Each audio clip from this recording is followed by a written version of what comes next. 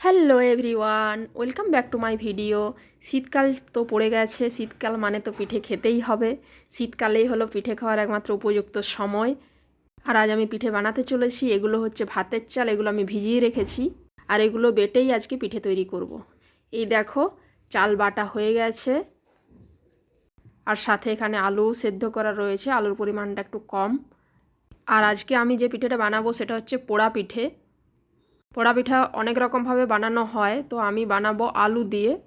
আর চাল বেটে রেখেছি, তো দেখো কিভাবে বানাচ্ছি। এখানে আমি আলুগুলো স্ম্যাশ করে দিয়ে দেব, সাথে কাঁচা লঙ্কা কুচি করেছি, হলুদ, জিরে গুঁড়ো পরিমাণ মতো দিয়েছি। এরপর এটা ভালোভাবে মাখবো। এগুলো খেতে কিন্তু খুব টেস্টি হয়। এটা কিন্তু অরিজিনাল পোড়া পিঠে নয়, তো একটু অন্যরকমভাবে বানানো হচ্ছে। ওই পোড়া পিঠেও আশা করি অনেকেই খেয়ে থাকবে, আর আমিও খেয়েছি। তোমরা যারা যারা এখনও এরকমভাবে বানাওনি অবশ্যই বানিয়ে দেখবে, খেতে কিন্তু খুব ভালো লাগবে।